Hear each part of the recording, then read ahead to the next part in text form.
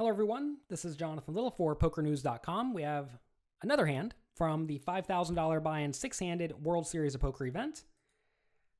Here we have an interesting spot where the cutoff raises, I don't know who these players are, to 5,200 at 1,200, 2,400 with a 400 ante, out of an 85,000 stack, which is about 35 big blinds. Button calls, and I have ace-3 suited in the small blind. This is a spot where I could certainly call or 3-bet. I could see myself doing either play. I mean, if you've been paying attention over the last month or so here on Poker News at my videos, you will have known that I am going to be 3-betting a lot of hands in this tournament compared to softer tournaments. And that's just because I don't mind bloating the pot from out of position and applying aggression against good players. That said, there certainly are some spots to call. Like right here, I imagine the player in the big blind was a weaker player, or at least presumed to be a weaker player. And that's going to really lead me to call in these spots. So I do call. Also, maybe one of these players is particularly bad and I don't mind them being in the pot. So we get a great flop. We have a pair and a flush draw. It's pretty good. I check. The initial raiser bets 11,000 into the 21,000 pot. And then the player on the button calls. What do we think about this? Well, I imagine one of these two players has an ace. And if they have an ace, it beats me. So that is a really good reason not to raise. A lot of people look at top pair and a flush draw, and I've certainly been guilty of this in the past, and even not so far distant past, where I'll look at a hand like this and think, well, we're playing somewhat short. If my opponents ever fold a hand like ace 10, if I re-raise or shove, that's an excellent result. And also, if they call off with a hand like king jack of hearts, that's also an excellent result. So I see merits to shoving here. The problem, though, is that when we do shove and get called, it's usually going to be against a good ace.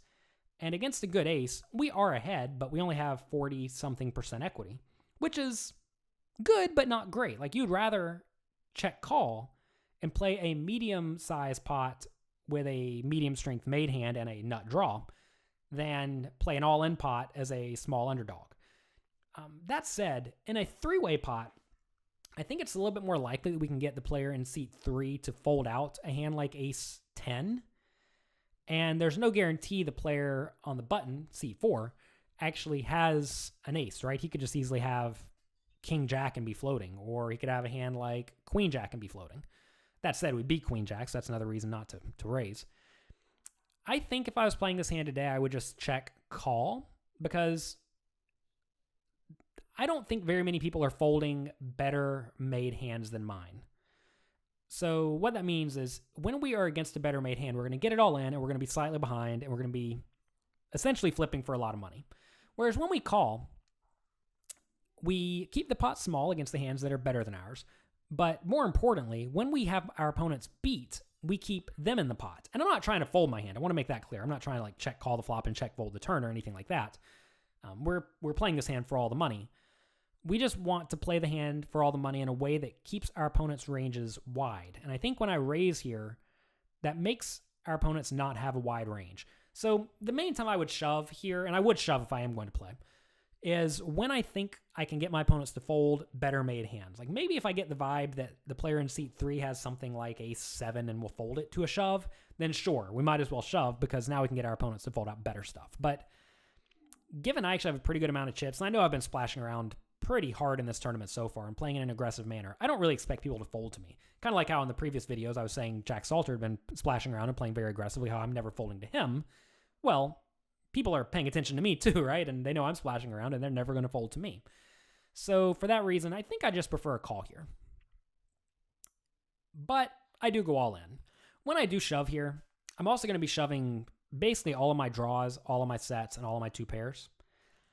And the problem with that is that this hand is, again, like at the very top of my draw range. You have to realize when you're shoving your draws, you're frequently shoving them because they don't have enough equity to check call, right? You're trying to increase fold equity. So if I have a hand like 5-3 of hearts, shoving makes a lot of sense because now I'm going to make some better flush draws fold. And I'm also going to make, well, a lot of better made hands fold, like queen jack and maybe ace 2. So shoving 5-3 of hearts is a great play. And I would certainly do that every time. But with the ace, you don't really need to do that because, again, better hands are going to call and worse hands are going to fold, and your opponents are going to end up playing somewhat well. So I don't think this play is awful or anything, but I think that there are better alternatives. And there are also better hands to choose to make this shove with. And the thing is that if I'm shoving with all of my draws, I'm probably shoving too many draws. Because if you think about the made hands I could have, it's really just ace-queen, which maybe I 3-bet, ace-4 suited, so there's only 2 combinations of that. And what else is there? There's pocket 4s, right? So 5 combinations of hands I'm shoving here, realistically, for value. 5, right? And obviously if I have all the draws, there's boatloads of flush draws. We're just going to be a little bit too bluff heavy here. So because of that, you want to check call with your best flush draws that have showdown value, and clearly this is it. Anyway, I shove. Player in seat 3 calls, and we're going to need to get there clearly because the guy has something. He has ace-queen, so we were actually in terrible shape. We were drawing purely to our flush draw, and this is exactly what I was saying. This is where we do not want to be getting it all in. Our opponent's never folding this hand, and instead of playing a medium pot behind, we played a big pot behind.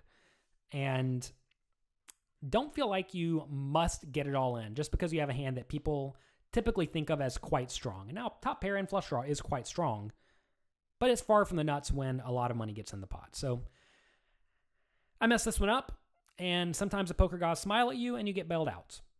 That's what happened today. When that happens, don't feel bad. Don't feel like you did someone wrong or anything like that. At the same time, don't be too happy because realize you screwed up.